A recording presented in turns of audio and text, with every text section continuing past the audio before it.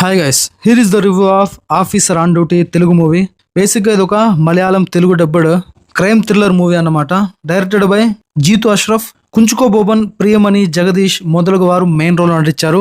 ఈ మధ్య మలయాళం నుండి వస్తున్న తెలుగు డబ్బుడ్ మూవీస్ కి మంచి డిమాండ్ ఉంది. చాలా మంది తెలుగు మూవీ లవర్స్ అయితే ఈగర్ గా వెయిట్ చేసి మరి మలయాళం నుండి రిలీజ్ అవుతున్న ప్రతి మూవీని, డబ్బై వస్తున్న ప్రతి మూవీని ఎంతో ఎగ్జైటింగ్ తో చూడటం జరుగుతుంది.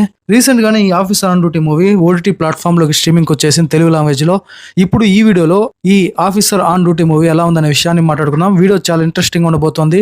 స్కిప్ చేయకుండా లాస్ట్ వరకు చూసేయండి. లాస్ట్ వరకు చూస్తేనే నా రివ్యూ ఒపీనియన్ అనేది మీకు అర్థమవుతుంది. ఇంకొక చిన్న రిక్వెస్ట్ ఏంటంటే, ఎవ్రీడే తెలుగు, హిందీ, తమిళ్, కన్నడ, మలయాళం అంటూ తేడా లేకుండా మంచి కంటెంట్ ఉన్న movie information videos, movie reviews, OTT updates ఎప్పటికప్పుడు మేము ముందుకు తెస్తూనే ఉంటాం. అవి మీ వరకు రావాలంటే మన సినిమాటా ఛానల్ సబ్స్క్రైబ్ చేయాలి కదా. ప్లీజ్ సబ్స్క్రైబ్ చేసి సపోర్ట్ చేయండి. ఇక ఈ ఆఫీసర్ ఆన్ డ్యూటీ మూవీ ఎలా ఉందనే విషయానికి వస్తే, it's a one time watchable అన్నమాట. Average movie. బేసిక్ గా ఈ మూవీ ప్లాట్ ఏంటంటే, హరిశంకర్ కుంచుకో బోబన్ ఒక సిన్సియర్ పోలీస్ ఆఫీసర్ అన్నమాట. ఒక బంగారు గొలుసు కేసును విచారిస్తుండగా ఊహించని విధంగా ఒక పోలీస్ ఆఫీసర్ సూసైడ్ కేసు, తన పెద్ద కూతురు సూసైడ్ కేసు కనెక్ట్ అవుతాయి. ఆ బంగారు చైన్ కి ఈ రెండు కేసులకు ఉన్న సంబంధం ఏంటి అనేది ఇన్వెస్టిగేట్ చేయడం మొదలుపెట్టిన హరీష్ శంకర్ కు కొన్ని ఇంట్రెస్టింగ్ ఫ్యాక్ట్స్ అనేది లభిస్తాయి అన్నమాట. అసలు ఈ ఆత్మహత్యలు వెనక ఉన్నది ఎవరు? ఈ బంగారు గొలుసు లాగితే డొంక ఏ విధంగా కదిలింది? దీని వెనకాల ఏమేమి ఉన్నాయి? అసలు ఆత్మహత్యనా లేక ప్రీ ప్లాన్ మర్డర్ అనేది సినిమా చూసి తెలుసుకోవాల్సిందే. ఇక మూవీ ఎలా ఉందనే విషయానికి వస్తే, ఇది ఒక క్రైమ్ ఇన్వెస్టిగేషన్ స్టోరీ అన్నమాట.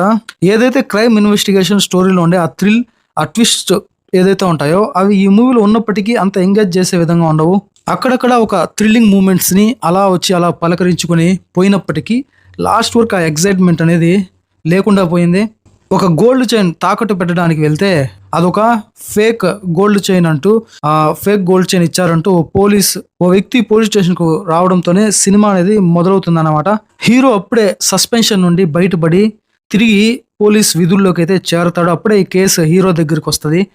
సినిమాలో ఒక ప్లస్ పాయింట్ ఏంటంటే, మూవీ స్టార్ట్ అయిన వెంటనే స్టోరీలోకి వెళ్ళి తీసుకెళ్లిపోయాడు డైరెక్టర్. అది చాలా వరకు ప్లస్ పాయింట్ అని చెప్పొచ్చు. ఆ తర్వాత పోలీస్ ఆ హీరోకి డౌట్ రావడము, వెంటనే ఎంక్వైరీ చేయడము, ఆ ఎంక్వైరీలో పలు విషయాలు బయటపడటము అనేది చాలా ఇంట్రెస్టింగ్ ఫ్యాక్టర్ అనమాట. చాలా చూసే ఆడియన్స్ కి ఒక కొద్దిపాటి ఇంట్రెస్టింగ్ కల్పిస్తాయి. అలా ఇన్వెస్టిగేషన్ చేస్తున్నప్పుడు మరొక పోలీస్ ఆఫీసర్ ఆత్మహత్య చేసుకోవడము, తన కూతురు కూడా సూసైడ్ చేసుకోవడం ఇంకొంచెం థ్రిల్ ని పంచుతాయి. దాంతో స్క్రీన్ ప్లే అనేది చాలా ఇంట్రెస్టింగ్ గా మారిపోతుంది. ఆ ఇన్వెస్టిగేషన్ ప్రాసెస్ లో వచ్చే ఆ థ్రిల్ ఎలిమెంట్స్ ప్రతి ఒక్కరిని ఇంప్రెస్ చేసే విధంగా ఉంటాయి. ఆ పోలీస్ ఆఫీసర్ సూసైడ్ కు అదే విధంగా ప్రీ ప్లాన్ మర్డర్ గా మారింది. ఆ తర్వాత ఒక కర్ణాటక పోలీస్ ఆఫీసర్ సూసైడ్ కు సంబంధం అనేది చూపించడం చాలా ఇంట్రెస్టింగ్ అనిపిస్తుంది. ఫస్ట్ హాఫ్ మొత్తం కూడా ఇన్వెస్టిగేషన్ ప్రాసెస్ లో మూవీ అయితే వెళ్తే, సెకండ్ హాఫ్ మొత్తం కూడా యాక్షన్ మోడ్ లోకి అయితే మారిపోతుంది ఒక్కసారిగా మూవీ. దాంతో పాటుగా క్లైమాక్స్ లో వచ్చే ఒక ట్విస్ట్ అయితే ప్రతి ఒక్కరిని ఇంప్రెస్ చేసేది ఉంటది. మూవీలో బేసిక్ గా మైనస్ ఏంటంటే, మలయాళం మూవీస్ లో యాజ్ ఇట్ ఈస్ గా ఈ మూవీలో కూడా స్లో నరేషన్ తో వెళ్తూ ఉంటది. అది కొద్దిగా చూసే ఆడియన్స్ సహనాన్ని పరీక్ష పెడుతుంది.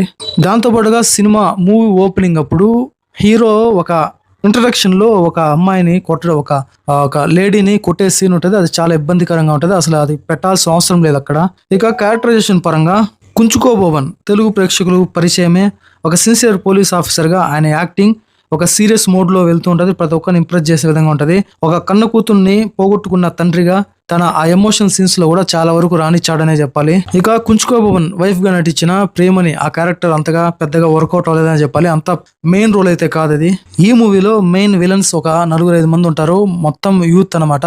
డ్రగ్స్ కి బానిసయ్యే వాళ్ళు ఏ విధంగా క్రైమ్ చేసే వ్యక్తులుగా మారారు అనేది చూపించారు. ఆ క్యారెక్టర్స్ లో ఆ 4-5 మంది కూడా చాలా పర్ఫెక్ట్ గా నటించారు.